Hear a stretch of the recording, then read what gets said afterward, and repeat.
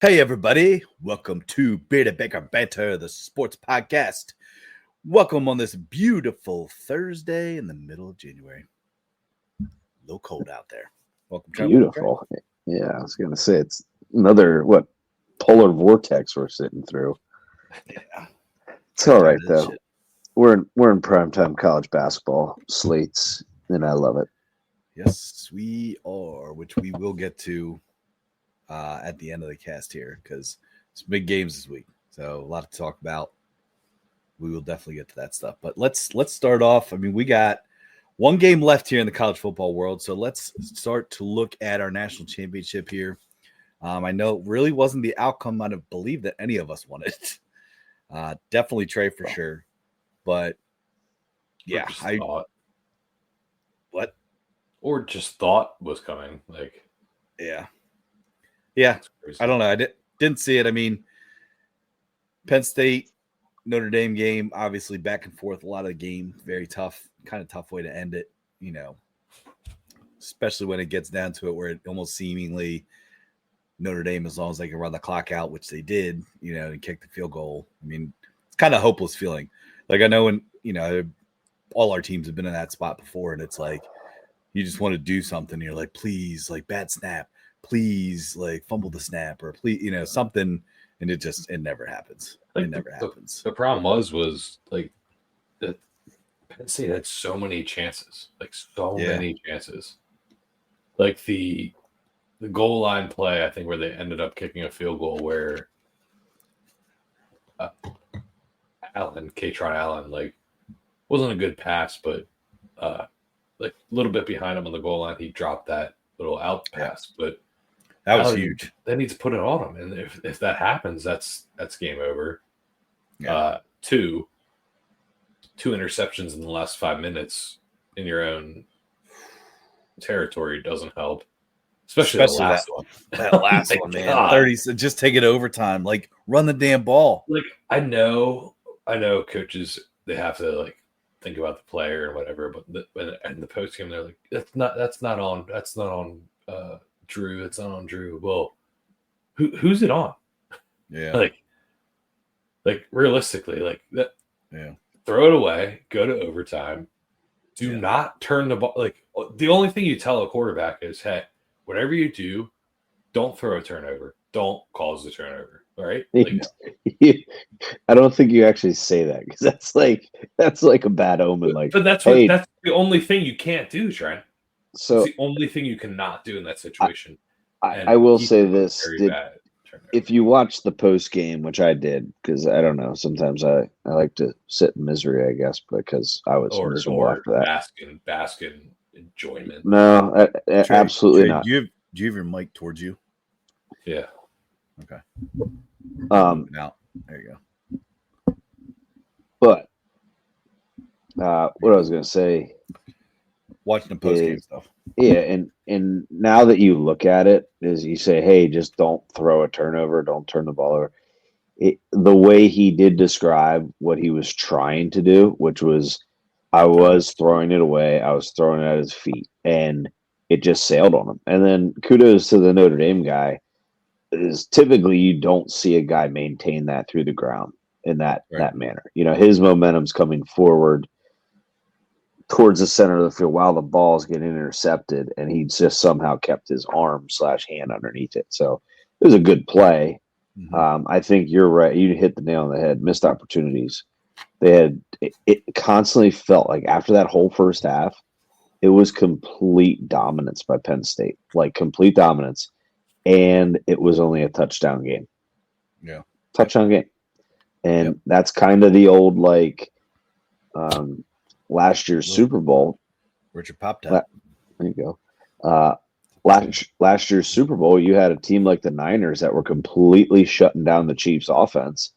And what do we keep saying? You've got to get points. If you don't take advantage of keeping the Chiefs out of the end zone, and you're not taking advantage of that, they will get you in the end, right? And that's how the Chiefs have been kind of doing it all season. Is heck, Mahomes isn't having that good of a. I know we're not talking NFL, but that's my comparison. I think Penn State let Notre Dame hang, and they let them hang long enough that boom, right at the very end, And don't get me wrong, you were talking about like hoping for a bad snap or something like that. That ball initially looked like it was going right. Dude, it like weirdly like stuck there and then It was just like going. zipped back. Oh, it was going right, man. That was bizarre. I don't know. Yeah, so that was obviously a bit frustrating. I mean, I know there was some positive news that came from all this, though, that is that Penn State is getting both their running backs back next season. So that's big time for them. Big expectations too. Don't stop there. Oops. Don't stop there. I got a little thumbs up thing going on. Dom DeLuca. DeLuca's back. Their number 28 defensive lineman, Kobe something. I think Kobe. He's back. No. And then one of their stud offensive linemen said he's coming back. And then Drew Aller is officially coming back. He announced that too. So you're right, Ty. That is to get Singleton and Allen back is huge. Especially the way that they ran the ball. I mean, and like I said, I wish they ran the ball more. But you got it is kind of all they did because Aller didn't complete a single pass to wide receiver. Yeah, I was just gonna say you've got to get in the portal and get a top receiver that's not Julian Fleming because what a dud. Dude, since he came out of high school, been a dud. It's weird. Very weird. Like he was the top guy. We saw him in person, and it was whoa, like freak athlete. It's just it's funny. It's not funny, but it's interesting. He was the wide receiver that was at Ohio State. He was a top. I believe he was number 1 in the entire state of Pennsylvania. Correct? He was top 3 recruits nationally. Right, and then went to Ohio State. Didn't really hear about him ever, and then this year he transferred to Penn State and. Didn't really hear about him ever.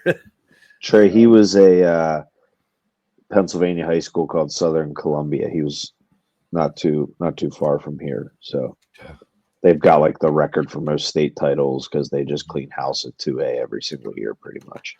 I think they won 7 straight. But yeah, they need to get the receivers. You do lose Warren, but. That next guy coming up is pretty darn good. That 85 for Penn State, he'll be a stud. Oh, heck yeah, man! And we just had another. Penn State's kind of turning into a little bit of. I know we have these discussions. Tight end U. I will say that they were up there all the time with that discussion trend. I'm just saying. When I look at like Freiermuth, I look at Jasicki,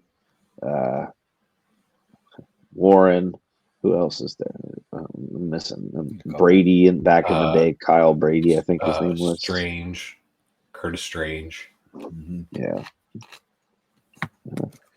But other game, real quick recap. There was the Texas-Notre Dame. Sorry, not Notre Dame. The Texas-Ohio State game. I mean, I'm not gonna lie. Texas surprised me a little bit. They were able to shut Jeremiah Smith down. Receiver wise, I believe he ended up with about 5 receiving yards. So to have that happen and Ohio State still win was kind of surprising to me. Big news coming out of that game is obviously that Quinn Ewers is declaring for the NFL draft. There was a lot of speculation out there that some people and some teams, some teams were actively talking to him, trying to bring him in because obviously we know that Arch Manning is the next guy up there and in Texas going into next season. So I wasn't sure if we were going to see Arch or not. I know our account tweeted about it, possibly happening because they just at one point in time he really couldn't get anything going. So I don't know. I mean, Ohio State obviously, not as dominant as they had been the first 2 games. I think there was a little bit of, uneasiness, unsure, but they still look pretty darn good. So it will be an interesting matchup this week. Obviously, Monday, Notre Dame and Ohio State. So anything else here? Go ahead, Trey. Well, I don't know. I just are we talking about the game itself, like Ohio State and Notre Dame? Like, are we gonna talk about that? Yeah. I mean, I kind of recapped some of it. So go ahead. Any other input? Just that I think that like, what are you guys picking in the game, and what do you guys think is going to happen? And Yeah, I'll start if you really want me to. yeah, because I have a personal opinion, but I'd like to hear your guys first. As much as I I just don't care. Like I don't care who wins, so I have no like bias. If I had to sit there and say right now who I'd probably be okay with seeing win more, I'd probably say Notre Dame, which kills me to say. Like I don't know. Like I've always just grown up not liking Notre Dame. It was our household. But I also would say none of us like to see them win. I said, yeah, if I had to say who I'd like to see win, yeah, I'd say I like their head coach. I like Freeman a lot. Marcus Freeman's that dude, man. He's an awesome guy. Huge upgrade from Brian Kelly to him, especially because there was a lot of doubt with him taking it over. So I'm on the Freeman board, but when it comes down to I am not going to bet this championship based on my preference because I'm sick of it. Like the college football playoffs has completely torn us apart in terms of wagering. And I am just going to say Ohio State covers 8.5. Like Ohio State covers everything in this game. There's no way you're going to keep Jeremiah Smith silent for 2 weeks in a row. I think Ohio State screwed up in not making a point to get him the ball more, and that's what kept Texas in it. Texas has the NFL talent, as you see, their whole entire team left for the draft, pretty much. But I do. I'm Ohio State winning outright, Ohio State covering outright, and I won't give my best bet for the game, but that's where I'm at. I'm done. If I'm going to wager on it, which it's a national championship, you got to put something out there, right? I will be wagering on Ohio State across the board. Oh, okay. Trey, who are you picking in the game? And then we'll get best bet. To win the game? Yeah. Ohio State. Best bet is a little different. I don't know if I'm going to bet the spread for the best bet or money line necessarily. Don't give it yet. I won't, but I think that Penn State played a very bad game where they didn't capitalize on very obvious opportunities. I just hate even revisiting the game because it hurts to know that like Penn State won that game. Like they should have won that game 100% of the way. And self-inflicted mistakes, turnovers in your own territory that are forced. They aren't needed. Like it's like you're losing the game and you need to drive, and you're just throwing interception, not capitalizing on red zone opportunities. So I know people like to say Penn State had a cakewalk to the Final Four, and they did. But I think Notre Dame necessarily didn't have a hard one either to get there. Yeah. They didn't have a hard one. They're pretty flaccid. But no, I just think Ohio State's been tested. Like they played Tennessee, Oregon, and Texas, and they won all those games handedly. Right? That they did. Unless they play a dud like they did against Michigan, I don't know how Notre Dame wins that game. It's simple as that. Ain't gonna happen. No duds. I'm a little bit different than you guys. I think Ohio State will win. I don't think, Trent, that Ohio State will cover. I think Notre Dame could cover. I think it'll be a closer game than most people are going to think. 8.5. National championship game. 8.5 in a national championship game. Didn't it open at 9.5? Or am I even imagine that it opened at 11.5? You might be imagining.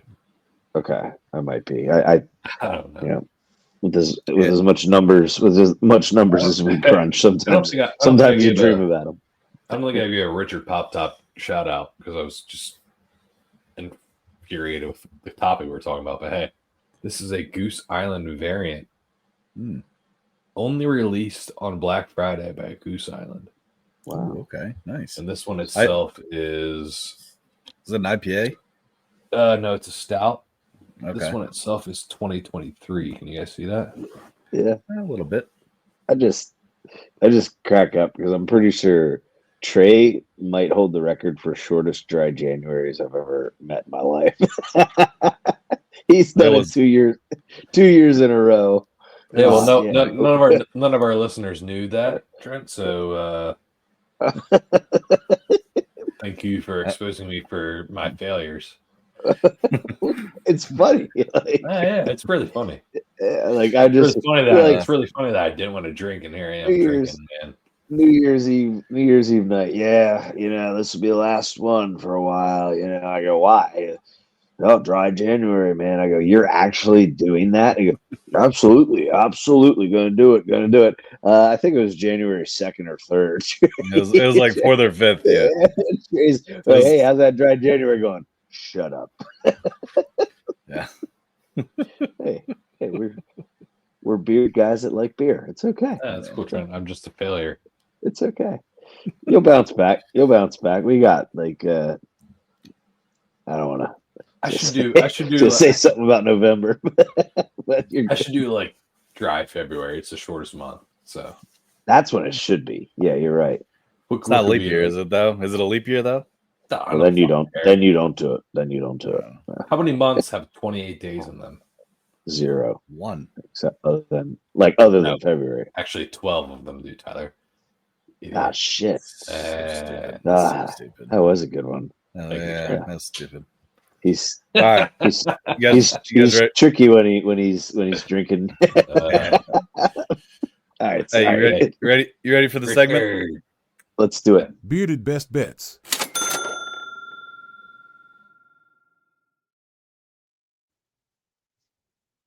All right. Coming in hot. You ready?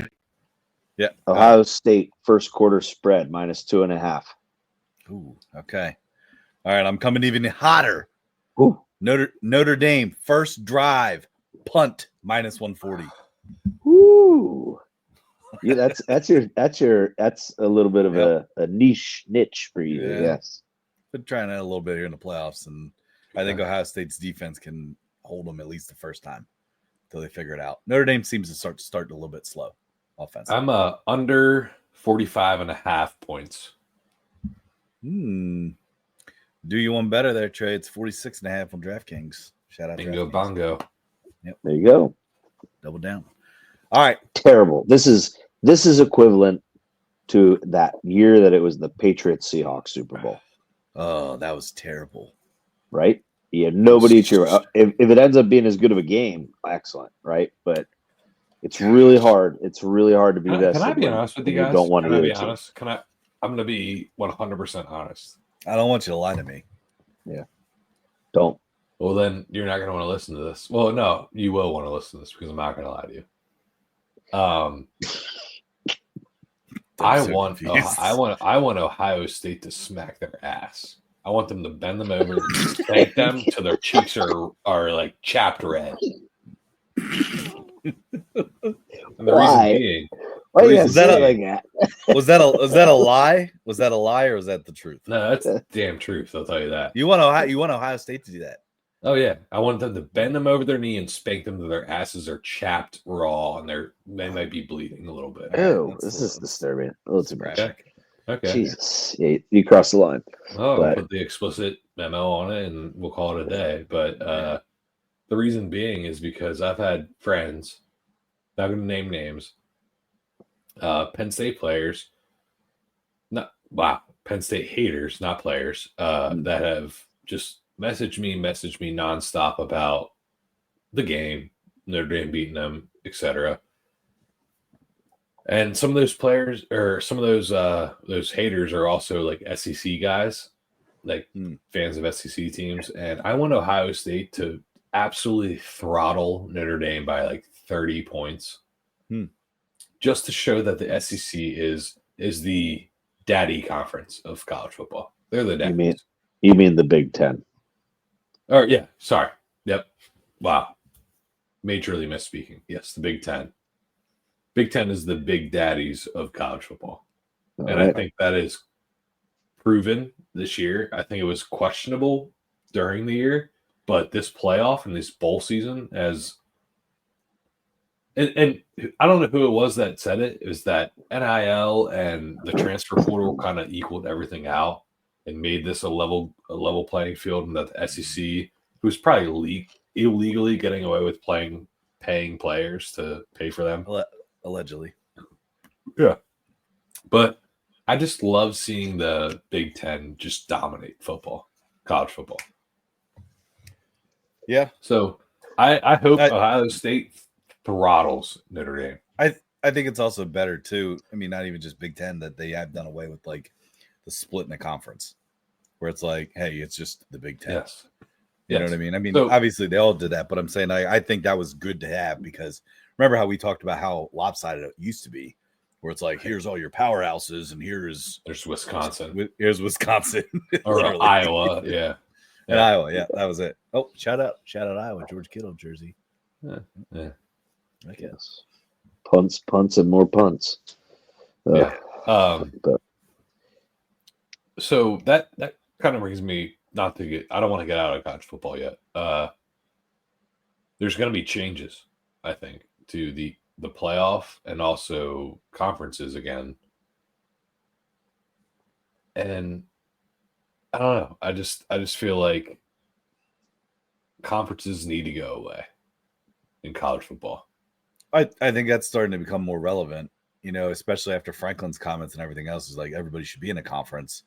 But I think that's also kind of a way of saying like, hey, maybe conferences shouldn't even exist, But I don't know. Then what do you do then? I mean, does it become a regional thing? Does it become, what does that look like? I know we could talk about that for hours and hours and hours, which I don't want to today, because we do have some NFL playoff talk to get to. But can I say my one comment about what college football needs to do? Yeah. Is that they need to adopt what the NCAA did with the quad 1, quad 2, quad 3, quad 4 wins. If you want to actually like have a legitimate way of measuring wins and what wins matter and what losses matter and etc.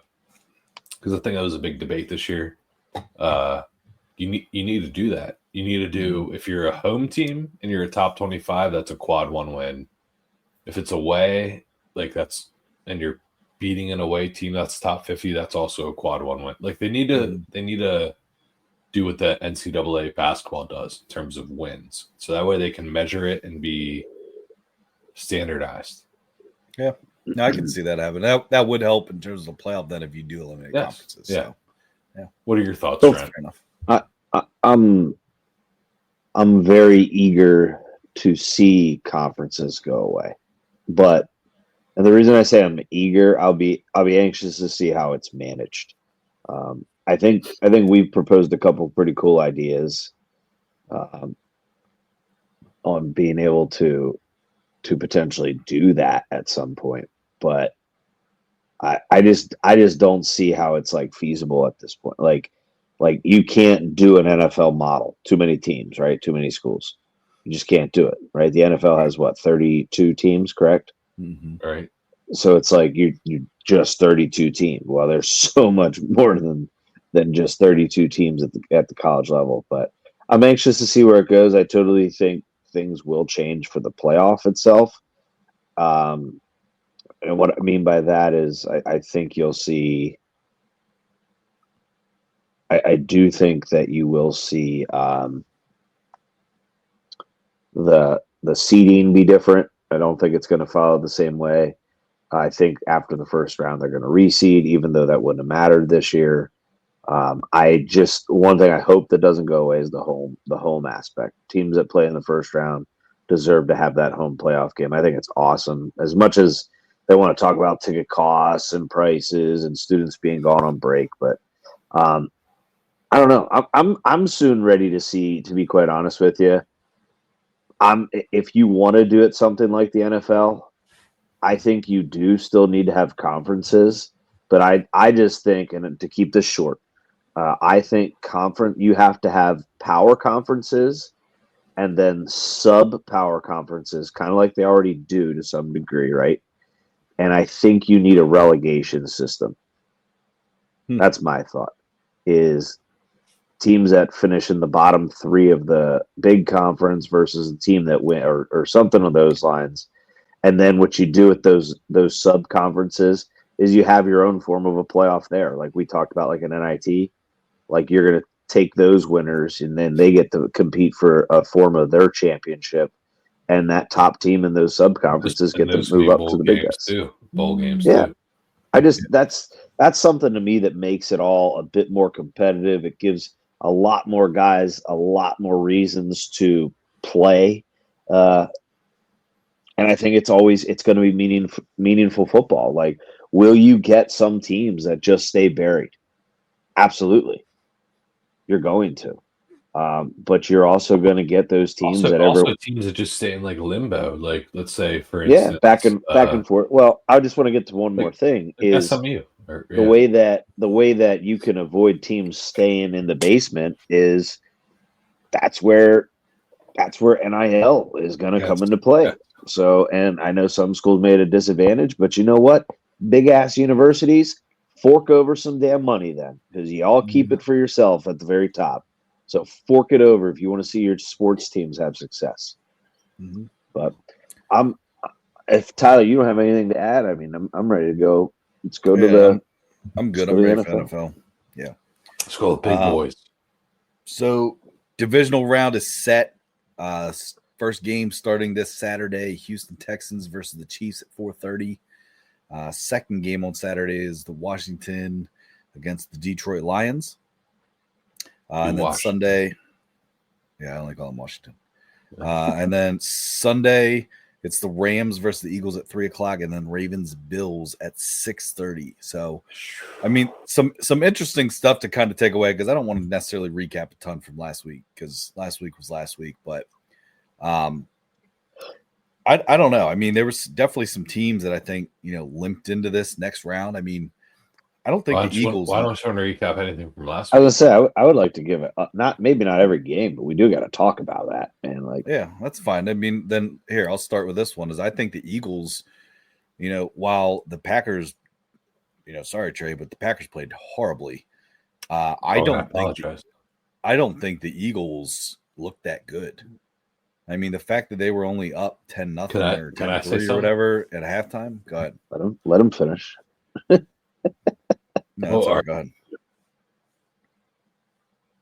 Go ahead. Yeah. The Eagles are. It's going to sound stupid to come from a Packers fan, but the Eagles are lucky the Packers played as bad as what they did play, because that was an insurmountable amount of injuries. Yeah, that was a recipe. The way the Eagles played, that was a recipe for a disaster for them. Like, if the Packers played an average game or an above average game, not necessarily a great game, they win that game 100. Like, they win that game 10 times out of 10. The Eagles didn't score an offensive touchdown that wasn't handed to them, because I'm talking about the first touchdown they scored was handed to them. They didn't score another touchdown until 5 minutes left in the third quarter. Like, that's bad. It's very bad. Not saying the Eagles are bad, because that was their worst game they've played in a while, probably since third week of the season.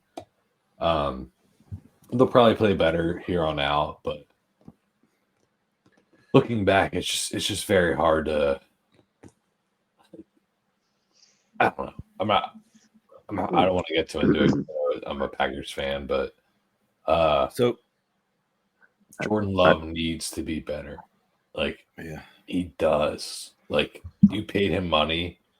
He's a good quarterback. He needs to be and they said this. I just read an article about it. He needs to lead the team. He's a quiet guy. He's like he's a chill gambling guy, right? Like, he's like that. He's like that. He's like that meme that we love. And that's not what you can do. Like, you can't be like that. You cannot be like that. You can't be like the chill guy. Like, especially as a Packers quarterback, like, you need to lead the team. And I was happy to see Matt LaFleur and the management say that, to be honest with you. Because I thought that the whole time. I was like, yeah, Jordan Love, he is the talent and stuff, but what about the intangibles? Like, I didn't see that from him, and I'm glad people are calling him out on it. Yeah, more multi-interception games this year than anybody else in the league. But now it also includes the playoffs. Not throwing Toyota. Right. Yeah, I was gonna say surprise of the week for me though. Obviously, was the Rams smacking the shit out of the Vikings. No, I didn't see that. That was surprising me. I didn't see that happening. I know Sam Darnold kind of showed weaknesses against the Lions in the previous week. It was obviously going to depend on what he did. Is he going to play like he did against the Lions, which he did, if not worse. It was like 7 or 8 sacks. 7 or 8 sacks in the game. The Rams just looked ready to play across the board. Rams are going to be in the NFC Championship. But let me put it this way, though. I don't even think, like, offensively, I was like, whoa, look at the Rams, which they have a lot of offensive talent. I was impressed by the Rams' defense and the way that they were able to get after Sam Darnold and also just coverage. I mean, you have some elite wide receivers on that team, obviously, with Addison and Justin Jefferson. And I think that was also part of the reason Sam Darnold, whether he just couldn't see or was seeing ghosts or whatever it was, is there was some good coverage by the secondary of the Los Angeles Rams. So obviously the Rams had a lot to play for too, which also plays an X factor into it. You know, hey, we had to play in Arizona, you know, everything's happened in LA. I get it. So that, I don't know if they were extra motivated. It was just, I mean, a lot, but that was a surprise for me. But Trent, surprise of your week. Well, I think it's weird. The Vikings have a very unique season. When it came down to it, they lost total 4 games, right? In the season, they lost to the Lions and Rams back to back. And then to end their season, sorry, not celebrating with balloons. And then to end their season, they lost to the Lions and the Rams back to back. It's a very unique outcome for their season. I think although they were big losers, the Vikings, they were also big winners in the sense that they might have saved themselves from spending a ton of money on Sam Darnold after all that hype there. So I think even O'Connell's post-game press conference, it kind of sounds like they're going to move on and they're going to move back to McCarthy. They're no longer going to field trade calls for McCarthy. You have Daniel Jones, you have Sam Darnold. I like in terms of you've got that rookie, if he has to survive with a Daniel Jones next year, because there's going to be somebody that's going to take a 1-year waiver on Sam Darnold or Daniel Jones. That's going to happen. I think with sticking in the realm of the quarterback talk, highest paid NFL quarterbacks in 2024, Dak Prescott missed the playoffs, injured too, and most of the season. Yep. Ready? Trevor Lawrence missed the playoffs. 3rd, Joe Burrow missed the playoffs. Jordan Love, 4th highest paid, lost in the first round. Tua missed the playoffs. That's where we talked about this over the summer, guys, is some of these quarterbacks after 1 year, 1 season, got big money. Maybe I should say 1 legit season, got paid big money. And I don't know. I think they got to stop paying quarterback. I think there's 1 or 2 quarterbacks, Trent, that I don't like in that statistic. Okay, but they're all the highest paid. One is Joe Burrow. That's the outcome. One is Joe Burrow. I think he's you can't criticize him. What did he do? He had an MVP season. I agree. Statistically, he's better than what fucking Lamar Jackson and Josh Allen provided. Okay, I'm not saying Joe Burrow's bad. All I'm saying is with these teams that spent all their money on their franchise quarterbacks, went to shit. Didn't get anything out of it. Didn't get anything out of it. Because I'd much rather I would love to have Joe Burrow. Where's Lamar fall in that list though? I only have the top 5 highest. Lamar already got his contract. No, I know. But I'm saying, remember, he negotiated for himself, and that was a whole big ordeal a couple of years ago. Yeah, well, Lamar's I think good. I think Jordan he's Love, I Jordan think he's Love's getting his contract's MVP. Yeah. So, other thing, I thought very, it's weird you don't hear as much about it, but the majority of the first round games of the NFL playoffs were also duds, in my opinion. Not very competitive. Best game in my mind was the Buccaneers Commanders, obviously, because it was also the closest. Kind of very exciting. I hate that I fell asleep for the majority of the in between there. Did wake up for the end, but okay, where's the criticism of their playoff? Like shit, like these games were blowouts. Like simple as that. All right, Joel Klatt. But I'm saying like they're all blowouts. You got one close game, but it's like that just goes to show you once again. It's not that it's like there's a fault with the system, and I'm not saying that, but it just goes to show you that there's a very clear division between real contenders and fakers, and certain teams get to play certain schedules and win lots of games, and then they get up in the playoffs and they poop their pants and it's over. So I look at like my team's conference, the AFC West. They got 3 teams in the playoffs. Broncos, that sucks that they got in over the Bengals, right? Sucks. They're out. Chargers, yeah, you know what? Made the playoffs finally, but once again, Herbert, like he looked like crap. He threw 4 interceptions, more picks in one game than he did all season. So, and then just to throw it out there, speaking on that, Tim Tebow is still the only QB drafted by the Broncos to win a playoff game. Just a heads up, in case you didn't know that fun fact. So, I think there was a clear division between talent, and I'm looking forward to this week. You're talking about like not. I like the expansion of the NFL playoffs, and I didn't say I didn't. Well, yeah, but one of those the Broncos wouldn't have made it if you're talking about as a 10-7 team. I'm not criticizing the format. I'm just saying like keep that same energy for everybody that criticized the college playoff first round. Criticize the NFL first round because it was the same exact type of stuff where there was like maybe one close game. What they would be criticizing is that the 7th seeded team shouldn't be deserving of it. That would be the Bo Nix and the Broncos, and I also disagree with that because that would be the 11-6 Green Bay Packers, who I think deserve to be in the playoffs. So, I like, yeah, sure. The NCAA playoffs, their first round playoff games weren't exciting or whatever you want to say, but I think they were necessary. Just like I think the NFL expansion was necessary. So I agree. Yeah. I wasn't criticizing the setup. I was just saying, I get frustrated that people were so quick to criticize the college playoff. Like, Herb Street, these teams being in here, and then you have little kept it at 4. Little Lane Kiffin, in DMs of people allegedly and just tweeting things. And it's like, dude, just shut up. Like, teams take care of business, just like in the NFL. They deserved their playoff spot. Yeah, the games weren't competitive. There's a clear line that shows the level of talent. That's all I'm getting at. But let's go into this coming divisional round, right? So yeah, let's look at. I mean, I think the one game that personally that sticks out to me. We'll kind of get into each of them here, but Commanders Lions. Those are two teams. I wish they didn't play each other, because I would love to see those two match up in the NFC Championship, because it's like, talk about cultures. Like, you got Dan Campbell and Dan Quinn, man, and those guys both right there have just breeded cultures into these teams. I mean, let's think where the Lions were at just even a couple of years ago.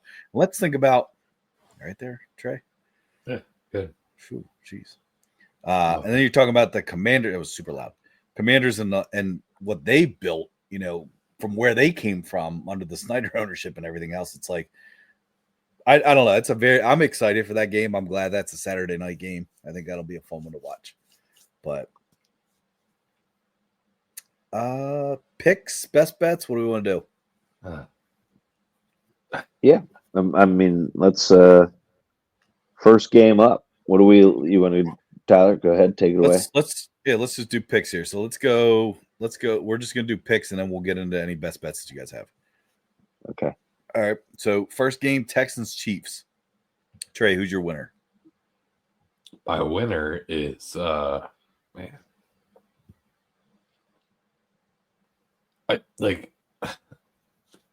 Who wins the game?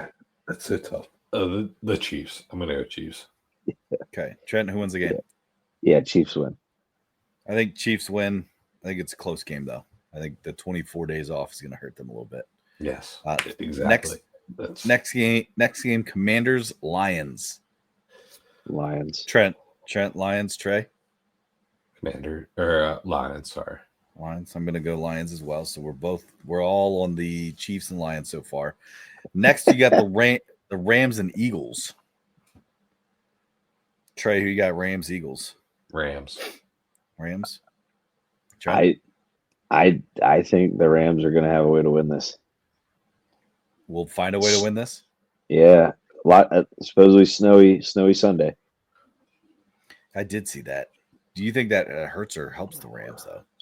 I think it matters.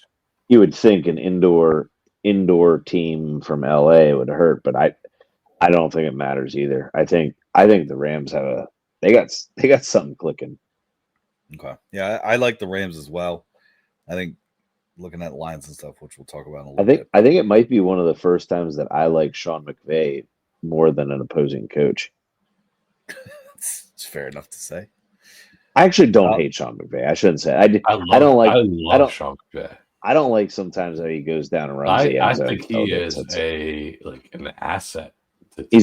He is a what's the word, like when you're really young and overachieving, like not a savant. I don't know. I don't know what he is, but for how many protege? Yeah, he is like to win as many. I think he has the record for most playoff wins before being 40. So why do you hate him? And hold on, you ready for this? He's never played the same team in the playoffs. Really? Every team he's played so far, and when he's in the playoffs, has been a different team. Isn't that nuts? That's weird. That is weird. Trey, I don't dislike him as a coach. I just didn't like. There was a period of time where he would like run down the field like after they'd score and like be celebrating in the end zone with his team. I'm just like, you're the head guy. I don't care. I think wait till they get to the sideline. That's all I'm saying. I'm allowed to think that. So, all right. But all right, I love Sean McVay. Last one here, Ravens Bills. Obviously the hot commodity of a game. Trent. I was just going to say we're going to have only one difference, Cross. I'm taking the Ravens. Okay. Trey? Taking the Bills. Winner of this game wins the Super Bowl. Beer bet? You want a beer bet? Or at least goes to the Super Bowl. Hold on real quick. I'm also on the Bills. Keep in mind that it is a very high chance of snow, and it is frigid temperatures when I don't believe that Lamar Jackson plays well in the snow. Trent, you want to? I'm going money line. Yeah, straight up. Yeah. Money line? Yeah. Money line? Yeah. Yeah. Yep, I got you. I'll bet that. Well, give it to me. Oh. Sorry, you're in my top right. So I was actually like reaching up to your corner of my screen. You gotta like give it to me a little bit better than what you're giving to me. There it is. Yeah. Oh, wait. All right, ready? Okay, screenshot that right fucking there. Give it to me, Trent. God damn it. Here we go. Sounds weird on audio. Okay. There it is. Okay. Weirdo. Like, you're the fucking weirdo, dude. Oh, jeez. All right. All right. Tyler, so let's. who you got? What? You say you have the Bills too? Yeah, I'm on the Bills. Yeah. I think it's a weather thing. Sounds like you're afraid. Guys, what? Bearded best bets.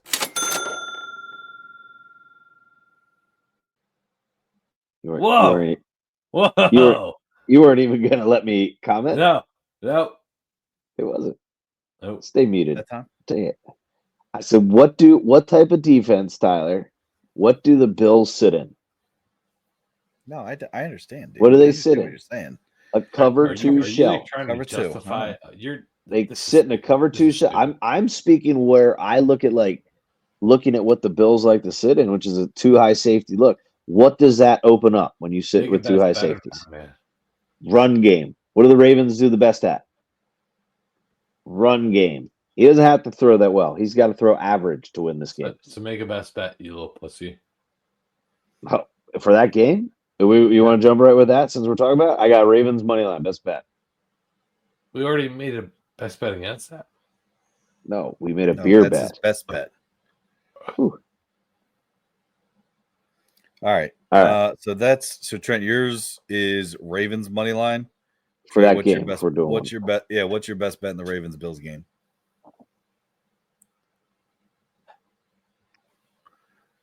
No, I think he's frozen. Me?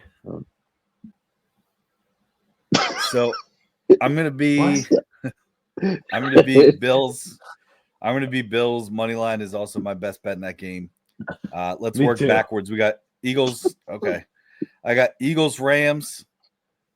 Ooh. I don't really like much in this game, to be honest with you. I'll take a Kieran Williams anytime touchdown as my best bet. Ooh, a touchdown score as a best bet. I don't think that's as risky as you think. I'm just going. I'm going Rams with the points. Give me Rams +6. Okay. Best bet. Trey, you got a best bet in that? It's +6, -6, +6 the Rams. Yeah. Okay. No. No. Nope. All right. No bet. All right. Commanders Lions here. And real quick, Trent, I'll give mine on that one. Actually, no, I lied. Go ahead. You give yours because I don't have mine yet. Ooh, I'll tell you what, this was a tough one. I really just want to say, even though it's 9.5, that to me is brutal. I just think it's gonna happen, right? Lions are gonna cover that. It's just too steep for me at 9.5 in an NFL game. I am going to go because I think they're going to be playing from behind a lot. I am going Jaden Daniels over 34.5 pass attempts. Okay. I'm going to go on to I'm going to be on Commanders team total. I'm going to say Commanders team total over 20.5 -155. Ooh. Trey, any best bets on that game? No, not to be honest with you. I have no best bets. Okay. And then last one here, we have Texans Chiefs, which is the first game of the weekend. I'm taking Texans 8.5 because, again, I think the Chiefs are going to be a little bit rusty. The Chiefs don't cover. The Chiefs just don't cover. And yeah, no. Now you're going to say 8.5. Playoff Chiefs. I think after what the Texans defensive line did to Herbert and what Stingley, I think his name is, right? He's an all-pro. After seeing what they did, I know the Chargers don't have great receivers, but I think they got a legit shot. And then what's that guy's name? Al Sahir. Mm-hmm. Yeah. Dirty player, but he's a pretty good linebacker in there. And look for him and Travis Kelce to mix it up. Be good. Oh, watch out, Swifties. Travis is going down. Oh, shoot. They're going to be all over us now. I know. All right. You guys ready for some college basketball here?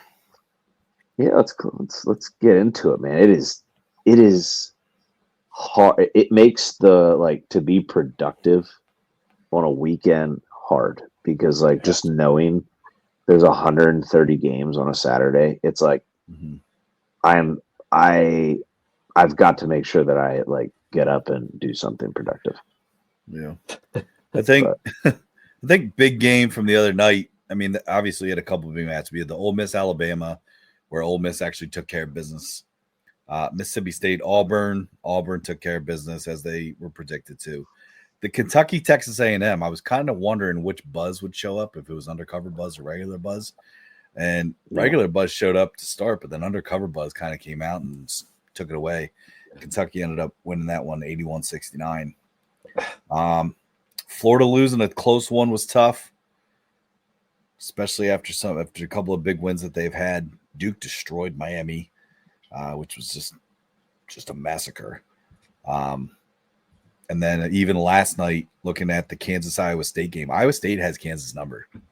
They've had their number for a little bit, and I think they're right now, them to beat up on Kansas the way that they did is kind of them saying, like, hey, listen, we're the new daddies here in the Big 12. You got to play by our rules, which I can't lie. I actually really like it. So that was a nice one to see. I was happy to see that my Tar Heels are finally getting back on track. I believe they won 4 straight. They're also 4th right now in the ACC with a record of 12-6, 5-1 in the conference. So, yeah, not doing too bad. But that's kind of some of my takes and stuff. Well, so far, by Wednesday, three top 10 teams have lost. Oh. Yep. By Wednesday this week, 3 top 10 teams. Look out. So, SEC, I know all you're going to hear. It's kind of like the old Big 12 reputation. Oh, they're just beating up on each other. I just don't buy that crap because I look at like Georgia last night. They had a big win over the weekend. Who'd they beat?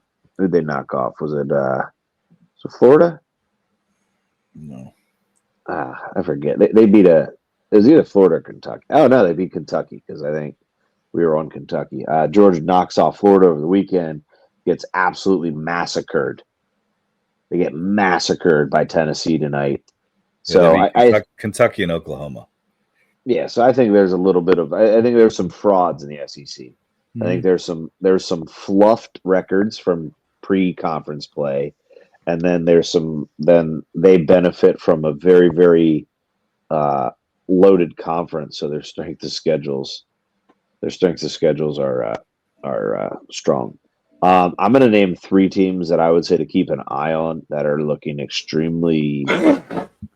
Oh, he's there, Trey. Sorry. There's 3 teams that right now are standing out to me to keep an eye on, even like wagering wise. I think the first one is not as much of a surprise. Michigan State. Michigan State is looking very, very strong. And I wouldn't say they're the typical Michigan State where maybe they're not going to score and they're going to play better defense. They're actually scoring the ball a lot. Watch them. Undercapped team is Louisville. Okay. That's why I was on them for like, what was it, -4.5, 5.5 the other night, and they ended up winning by like 20 some. And then the third team that I want to point out that I'm not saying this team's a tournament team or anything, but by the end, I think they're starting to fall into what this coach's system is, and that is USC. USC has the old coach from Arkansas, Musselman, out there. They struggled early, but they are they're getting better. Dude, I don't know what the hell's happening over there. Bad case of the sniffles over there. But yeah, so those are 3 teams. Just keep an eye on. I think Michigan State will be in the top 10 next week as long as they take care of business the rest of this week. Louisville is going to be right. They're second in the ACC. Their only loss is to Duke, which they actually kind of gave Duke a scare. And then USC's coming on strong. What is your guys' take on Mick Cronin? Like, did he screw up big time? Like, do you think he screwed up, or is it like validated? He screwed up big time. I think he did. I think he did because he took what should have been in-house out of house, and now I feel like the team's going to be like, well, why should we trust you if you're just going to put our stuff out there? I get it. He's saying what a lot of coaches are thinking, in my opinion. With a lot of things and a lot of different sports, but I don't like that he did it the way he did it. just from a trust standpoint with your team. So I don't know. We'll see what happens with that, but it'll be interesting. Hey, look for him to probably be out and go somewhere else after this season. Yeah, in my opinion. But quick surprise, I have just kind of looking at some games coming up here tonight, Thursday. You got Michigan, Minnesota. Look for Minnesota to kind of make a little bit of an upset. Minnesota. I don't know. They're okay. They're a sneaky team. Tyler. That's lean right now for me. That's like lean for best pick tomorrow. That's right. Dude. Michigan they are another team getting used to their head coach. I think they have some parts. I could be wrong. That are going to make them tough. If you want to make it your bet and you feel more confident, I'm running on just simply a hunch. So, you've got 2 legit 7-footers for Michigan. No, I know. One's the transfer from the Ivy League school. I think Yale, and then the other, and the kid from Yale is a 7-footer that can freaking handle. He's good. Like he can run like they're literally running pick and roll, pick and pop with He's 2 like 7-footers. Dude, it's impressive. He's good. And then obviously, Trent, did you bring up any of the Saturday games here? I actually have them saved here if you want me to. Go ahead. To rattle some of those off. Yeah. So once again, Saturdays in college basketball are just absolutely. What is tomorrow's 16th, 17th, 18th, 19th? There we go. Wait, 18th. Here we go. Ready? I think underrated ACC matchup is going to be Clemson versus Pitt, although Pitt really let us down last night. That sucks. Pitt was looking like they're going to be a legit potential tournament team, but I think they're falling off. You got Alabama at Kentucky. Great. That's going to be a friggin' awesome matchup. You've got Auburn. What's that spread? No spread released yet. I think Alabama blows their doors off. Wow. Coming off of you would think with how unpredictable it is. Auburn is at Georgia, so number 1 versus number 23. It is kind of cool this year with this next matchup that we can watch some of these West Coast teams before our bedtimes, right? Oregon, bedtimes. I don't have a bedtime. Making a joke, guys. Okay. Purdue, number 17, Purdue. Ooh, big brawl last night, guys. That was watching between Pitt and Florida State right now. Big brawl. Like a fight. Yeah. What?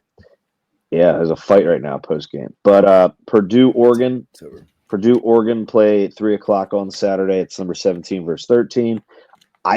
I'm just going to put it out there, Ty. I know you love this team, but put them on upset alert. Iowa State at West Virginia, upset alert. Watch it. Ole Miss at Mississippi State. Good little rivalry there. What do they call that? The Egg Bowl in football, correct? Sure. Ole Miss is looking like Chris Beard at Texas Tech days. Yeah. So, and then Duke. No, that's just. I'm sorry. I have that favored because they're my favorite team. That's not. Duke plays Boston College at 8:00. So I don't know if I missed any. I know I gave most of the big time matchups. I know we pay attention to small time college basketball too, but dude, you got a full slate. You can watch it all day. Did you mention UConn Creighton? I did not. I did see that though. That could be an interesting little matchup there. I know Creighton's kind of fallen off. They're underperforming in my opinion. Yeah. St. Bonaventure versus Duquesne. That's obviously one I'll watch because of Duquesne, but I also like to follow the Bonnies there. They play on Saturday as well. I think that might be it for now that I could really see off the top of my head. So yeah, huge slate of games. Going to be awesome.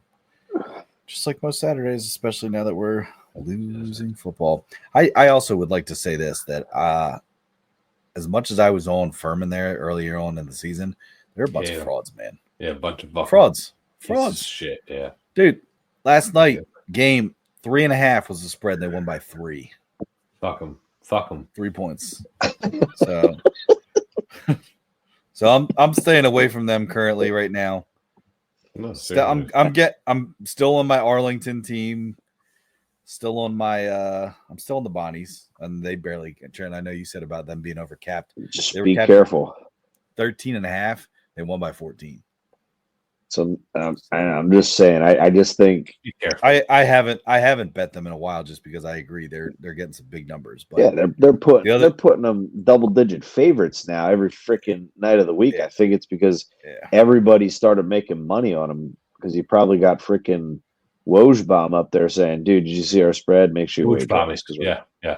So it's like, geez, like, yeah, get you got. That's one thing I like. I'm betting against them. There's teams that you get attached to, like we're all guilty of it. Can't be afraid to break up with them. Some of those games I mentioned were tonight, Thursday night. So just to keep an eye on those.